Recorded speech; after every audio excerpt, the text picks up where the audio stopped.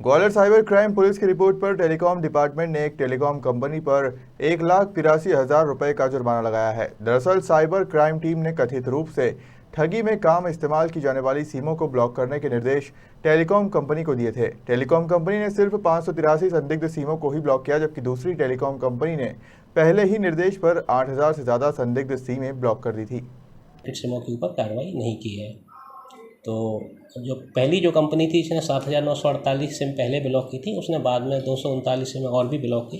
तो इस तरह से कुल 8,772 सिम इस केस में ब्लॉक हो गई हैं एक केस में, और करीब करीब 2.25 लाख रुपए का 1,83,000 रुपये का जुर्माना एक दूसरी टेलीकॉम कंपनी पे लग गया है। और इसमें महत्वपूर्ण बात यह है कि ये जो टेलीकॉम कंपनी जिसके ऊपर जुर्माना लगा है उसकी सिम इस पर्टिकुलर केस में इन्वॉल्व नहीं थी, बट इस केस के इन्वेस्टिगेशन में जो डाटा हमें मिला उसके एनालिसिस और लंबे समय तक उसको लगातार परस्यू करने के परिणाम स्वरूप हम इस सर किस तरह से जुर्माना लगाया? देखिए, ये 2020 में एक शिकायत मिली थी हमें। एक साधारण से फ्रॉड की शिकायत थी। करीब 2.25 लाख रुपए का फ्रॉड किया गया था फेसबुक पर कार देखने का विज्ञापन करके, और उससे जो है 2.25 लाख रुपए 2 पेटीएम अकाउंट्स में जमा करा लिए गए थे। जब इसका इन्वेस्टिगेशन किया गया तो उसमें सामने आया कि एक किसी नंबर से उसको कॉल किया गया था और 2 पेटीएम अकाउंट्स में राशि जमा करा ली गई थी।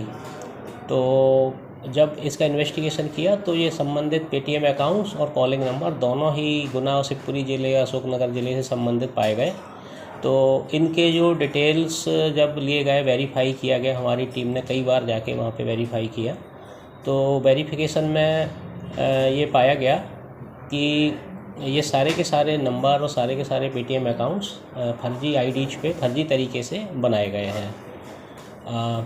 तो हमने जो एक्चुअल जो फर्जी काम ये कर रहे हैं उनको डिटेक्ट करने की कोशिश में काफ़ी सारा डाटा हमने इनसे संबंधित कंपनियों से जब इकट्ठा किया तो उसके एनालिसिस पे हमें बड़ा सरप्राइजिंग फैक्ट ये मिला कि बड़ी संख्या में फर्जी सिमें जारी की जा रही हैं और पेटीएम अकाउंट्स बनाए जा रहे हैं, और जिनके माध्यम से देश के विभिन्न शहरों में भेज करके और फ्रॉड को अंजाम दिया जा रहा है।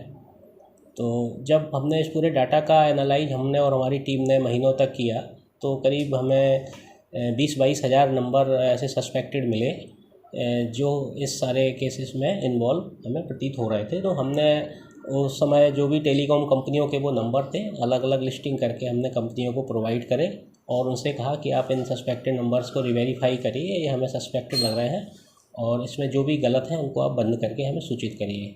बट कंपनी ने डिनाई कर दिया। 1 साल बाद फिर हमने इस चीज़ को लगातार हम फॉलो करते रहे।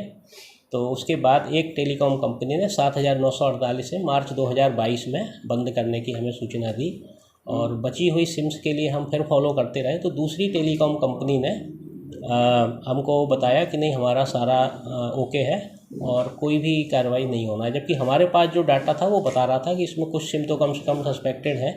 तो हमने डीजी टेलीकॉम को संपर्क किया और वो सारे एविडेंस उनको हमने प्रोवाइड किए जिसके आधार पे हमें जो शंका लग रही थी।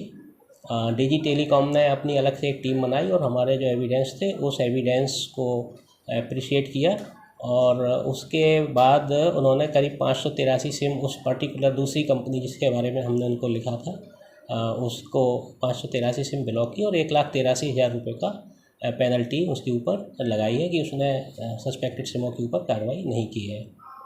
तो जो पहली जो कंपनी थी 7,948 सिम पहले ब्लॉक की थी, उसने बाद में 239 सिम और भी ब्लॉक की। तो इस तरह से कुल 8,772 सिम इस केस में ब्लॉक हो गई हैं एक केस में, और करीब करीब 2.25 लाख रुपए का 1,83,000 रुपये का जुर्माना एक दूसरी टेलीकॉम कंपनी पे लग गया है।